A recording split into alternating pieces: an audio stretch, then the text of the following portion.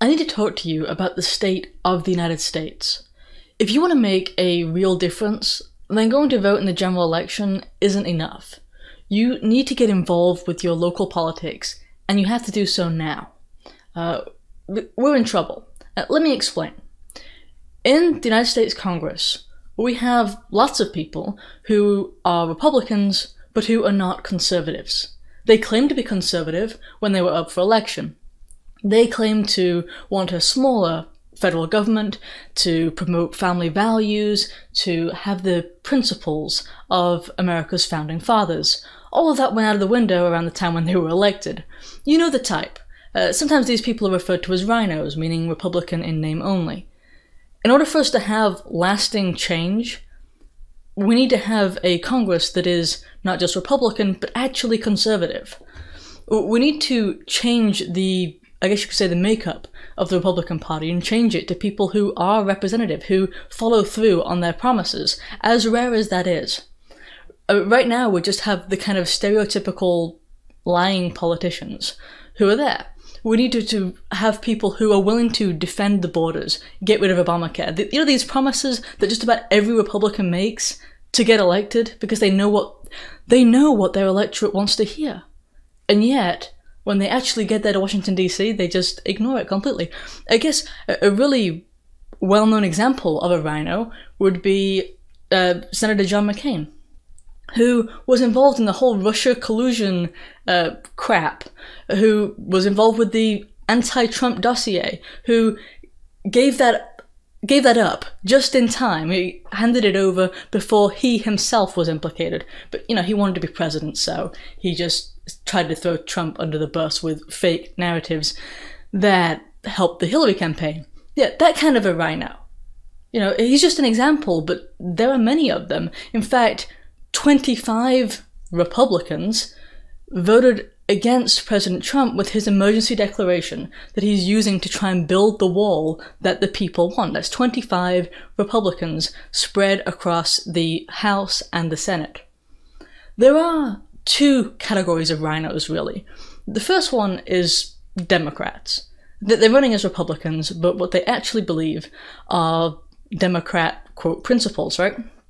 The second category is the category of people who are spineless cowards. That's the only way I know how to put it, right? They may have the right idea, but whenever they're under any sort of pressure, whenever anything's just controversial, or they're feeling any heat, they cave, and they cower, and they submit to the whims of whatever pressure it is that they're experiencing.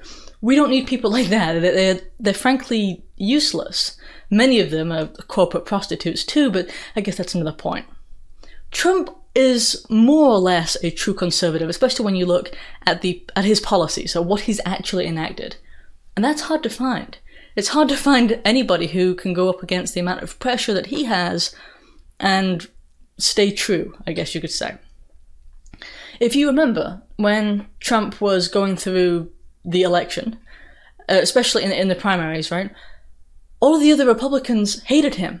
They were all anti-Trump. It was like he was up against the Republicans, the Democrats, and the media all at once. You know, the Republican committee all hated President Trump, and I think that actually helped him. It helped his popularity among the American people because it proved that he is and was the outsider that he said that he was, and, you know, everybody else just pretended to be an outsider. Like Hillary Clinton was like, I'm an outsider. It's like, it was crazy, you know, when was so obviously not. She was anything but.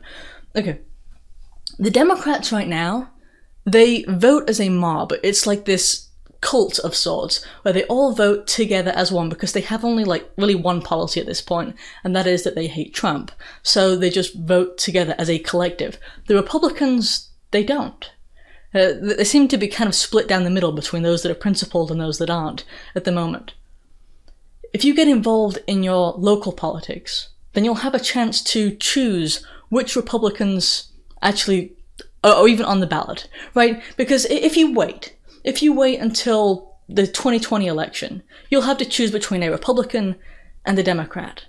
But what might be on the ballot, really, you know, if you could unfurl it, is two different Democrats, right? One that pretends to be Republican and one that admits that he's a Democrat. That's what happens if you wait and don't get involved in local politics now. If you get involved now, you can actually learn who the other Republicans could have been, and you can promote those who are decent and who are better.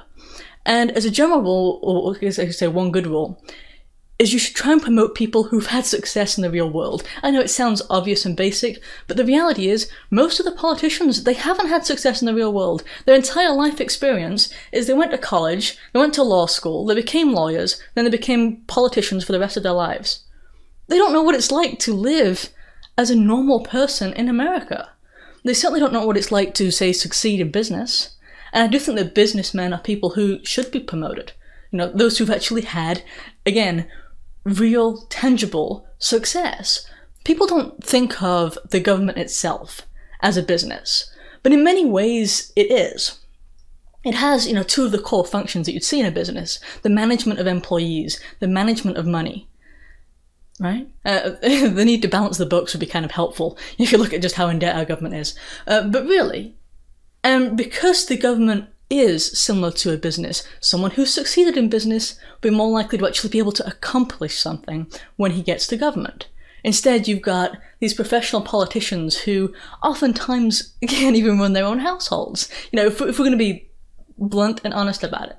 So you need to get involved in your local politics, like I said, now, not later. You need to learn who the local people are, who you should be promoting, who is just a rhino, you know, or even a never-Trumper, or what have you, right? You need to learn who these people are and promote those who would make the country overall better. And you can't do that by just sitting back and waiting to see who somebody else puts before you, which is, well, what most people do, right? I mean, and to be fair, that's what most people do. 2020, the election in 2020, I should say, has the potential to be a big deal. You've got, if you include a special election in Arizona, then you've got 34 Senate seats that are going to be changed, going to be filled, right? On top of that, you've got every single House seat, which, you know, changes.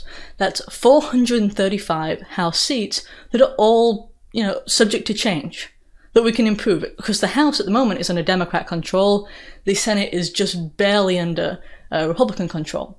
But even when you look at the Senate and it officially is under Republican control, is it really? When you look at some of these Republicans who aren't really conservatives, that's what needs to change. So that when you have Republicans, it should be synonymous with conservatism. But it's so often not. And the only way to change that is to get involved in your local politics, with your local people. And I realize that some people live in areas where their local Republican office, or the local GOP, whatever you want to call it, is unworkable. That there are people in their personalities that you can't work with and they won't let new people in. If it's like that and you really can't, you know, get in and make a difference, then go, you know, a county over or something like that. Just get involved and see where you can actually make a difference. This is important. You know, I can't overstate this, I don't think, because this isn't just politics. It's saving our country and way of life. Look over at what has happened in Europe, and frankly, at this point, you can choose most of the major European countries, and you look at a government that is not represented, that is not representative of the people that elected it. Right? You've got all these different people who were supposedly elected by a democracy, and none of them really represent the people. The people are enraged with, you're talking about the yellow vest protests, or you're talking about the Brexit thing over in England. Apathy is largely responsible. The unwillingness to force these politicians to be accountable. Instead, you have situations where people are just voting as this conservative or whatever the other party is, but when you do that and you ignore what the individual person really stands for, that's when your country starts falling apart. You should force those people to live up to what they say what they say they believe.